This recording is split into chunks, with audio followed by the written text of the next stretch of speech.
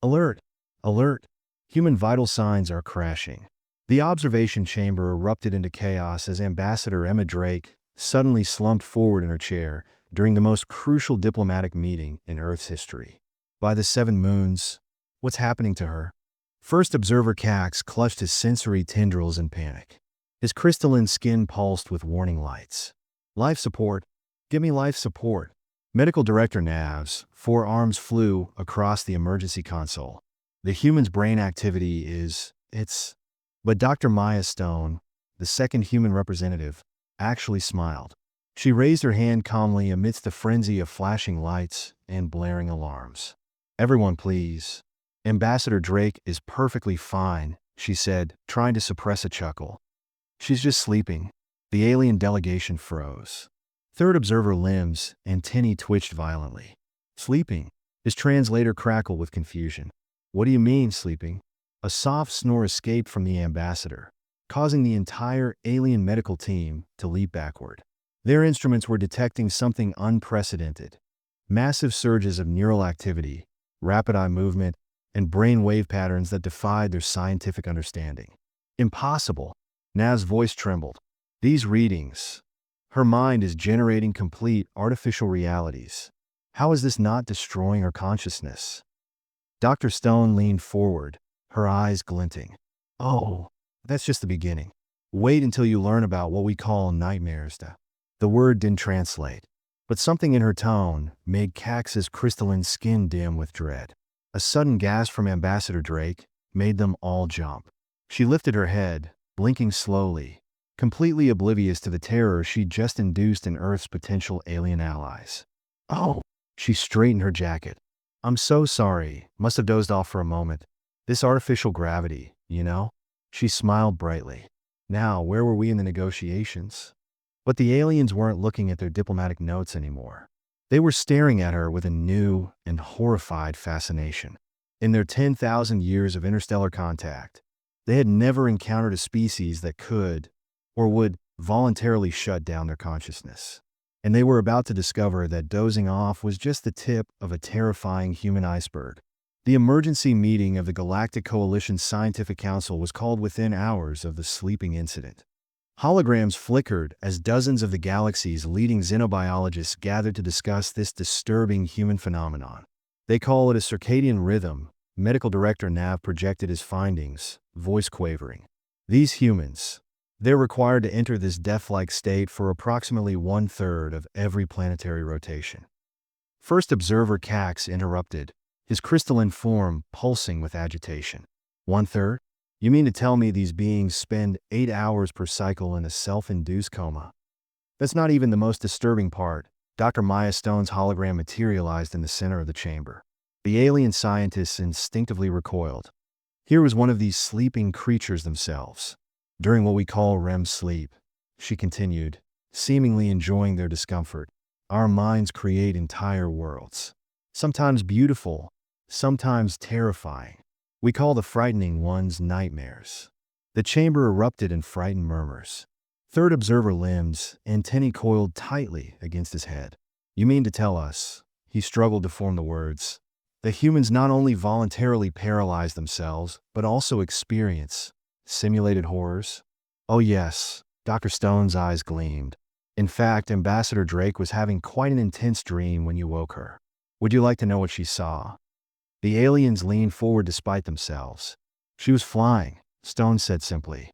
No spacecraft, no anti-grav tech. Just flying, through clouds, over mountains, across oceans. Our minds create these experiences so vivid that we can feel the wind, taste the moisture in the clouds, experience the vertigo of falling. Falling. The word caused such panic that several holograms flickered out entirely. Indeed, Stone nodded. And if we don't get this sleep, if we're deprived of these dreams and nightmares, well, that's when humans become truly terrifying. The silence that followed was deafening. The implications were clear. These humans required regular doses of artificial reality, complete with simulated death scenarios, just to maintain their sanity. What kind of species could evolve such a horrifying survival mechanism? And this was only the beginning of what they would learn about human sleep. No one saw it coming, Not even Dr. Maya Stone could have predicted the chaos that would unfold when the Galactic Coalition decided to test human sleep requirements. The experiment was simple. Keep one volunteer human awake for 72 Earth hours under observation. Security Officer Rex Palmer had volunteered, confident in his military training. The aliens had expected either compliance or failure. They hadn't expected this. His cognitive patterns are becoming erratic. Medical Director Nav announced at hour 48, all four arms trembling as he studied the readings. The human's perception of reality is fragmenting. Through the observation window, Palmer sat rigidly in his chair, eyes bloodshot, having an animated conversation with an empty corner of the room. "Tell me you're seeing this," First Observer Cax whispered to his colleagues. "The human is generating waking dreams." Dr. Stone's warnings echoed in their minds. Sleep isn't just rest for us. It's a pressure release valve for our consciousness. At hour 60, Palmer began switching between multiple languages, some of which he had never learned. The universal translator struggled to keep up as he rambled about shadow people lurking at the edges of his vision. "Fascinating and horrifying," Third Observer Lim noted, keeping a safe distance. "Their brains begin forcing dream states even while conscious." Hour 67 brought the breaking point. Palmer suddenly stood, eyes wild, pointing at the observation window. "I can see you," he said in a voice that made the alien survival instinct scream. "I can see all of you. Every version, every reality, every possibility." The security fields activated automatically as Palmer's strength suddenly tripled. Another documented side effect of extreme sleep deprivation. The human's perception of pain had practically disappeared. "Emergency shutdown," Nav screamed as Palmer began reciting mathematical equations that supposedly explained the folding of space-time. Equations that were disturbingly accurate. Dr. Stone rushed in with a sedative, but not before Palmer had turned to the terrified aliens and smiled. "You know what's funny," he said, fighting the sedative's effects. "The shadows, they've been here the whole time, watching you, not me." As Palmer finally succumbed to forced sleep, the aliens faced an uncomfortable truth. Humans didn't just need sleep. They were dangerous without it. Their minds, unleashed from the constraints of rested consciousness, seemed capable of perceiving things that no being was meant to see. And they still had no idea what Palmer had meant about the shadows. The classified research facility on Outpost Zenith had never seen such activity. After the Palmer incident, the Galactic Coalition's top minds gathered to study what they now called the human sleep phenomenon. But they never expected their research to reveal something even more terrifying. "You want us to do what?" Dr. Maya Stone stared at the alien delegation in disbelief. First Observer Cax's crystalline form pulsed with nervous energy. "We've developed technology to observe human dreams, to see what you see when you sleep." "Absolutely not." Stone's voice carried an edge that made the alien step back. "Dreams are private, sacred." But Medical Director Nav pressed forward, all four arms gesturing frantically. "You don't understand. Officer Palmer's equations, they were correct. Impossible, but correct." During sleep deprivation, he perceived aspects of quantum reality that our most advanced computers can't calculate. And the shadows he mentioned. Third Observer Lim's antennae twitched. "We've begun detecting them, only in the presence of sleeping humans. As if your dreams are somehow bleeding into reality." Stone's face paled. "You mean?" "Yes." Cax leaned forward. "We believe humans aren't just experiencing random neural firings during sleep. You're connecting to something vast, something ancient." The prototype dream viewing device sat ominously on the table between them. Its dark crystal surface seemed to swallow light. "One test," Nav pleaded. "We must know what humans are truly seeing." Against her better judgment, Stone agreed. They selected a volunteer, Commander Arya Reed, a seasoned Space Corps veteran with reportedly vivid dreams. The experiment began normally. Reed fell asleep, connected to the device. The aliens crowded around the viewing screen, eager to witness their first human dream. Then everything went wrong. The device didn't just receive Reed's dreams, it transmitted them. Every alien within a 100-meter radius suddenly found their consciousness pulled into her dreamscape. They experienced firsthand the fluid physics of dream reality, where time and space bent like rubber. where emotions took physical form, where memories tangled with possibilities. But in that shared dream space, they saw something else, something watching, something that had always been watching human dreams, feeding on them, growing stronger. The emergency shutdown came too late. The aliens had seen too much. They now understood the terrible truth.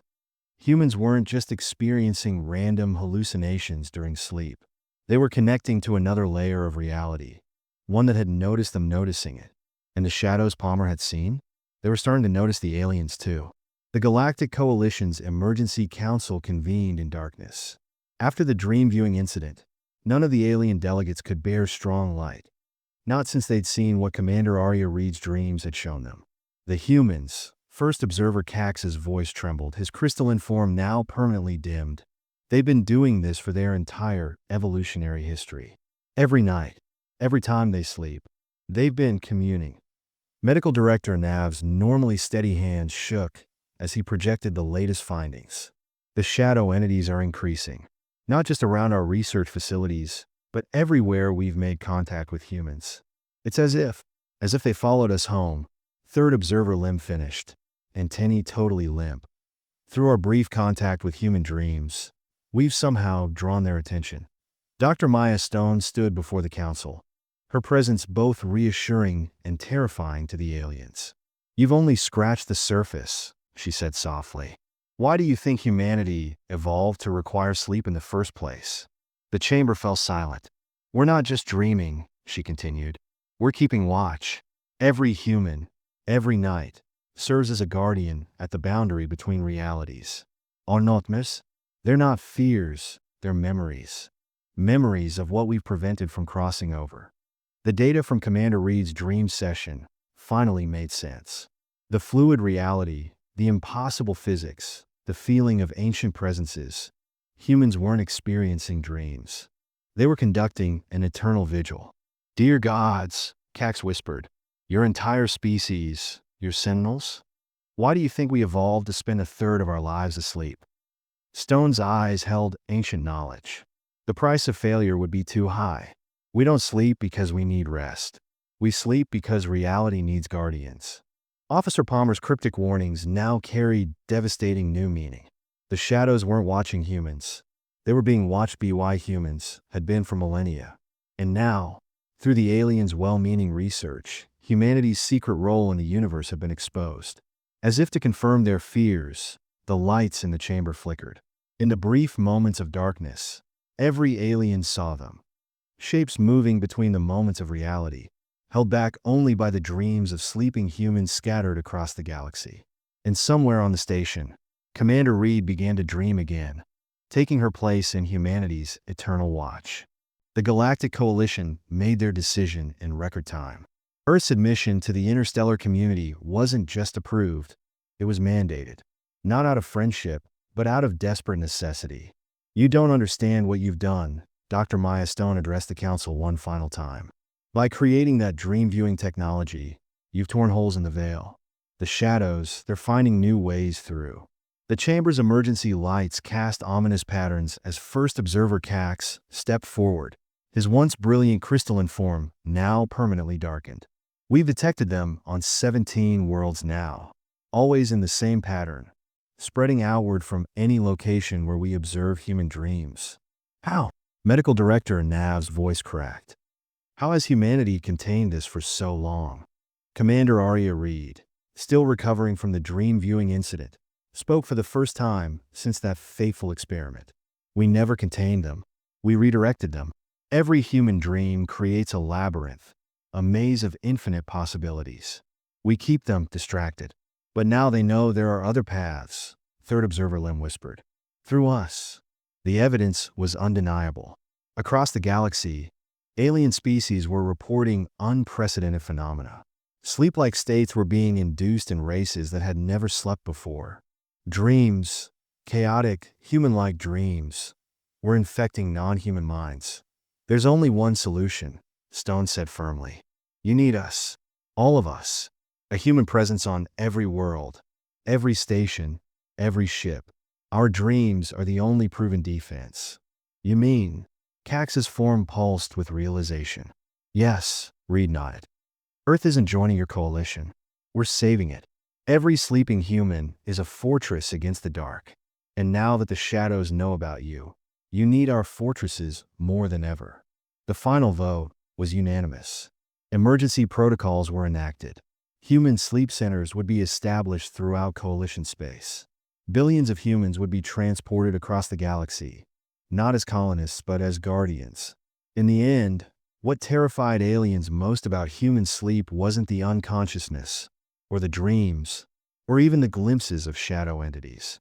It was the realization that humans had evolved to be the universe's watchmen, spending their nights fighting an eternal war that other species hadn't even known existed.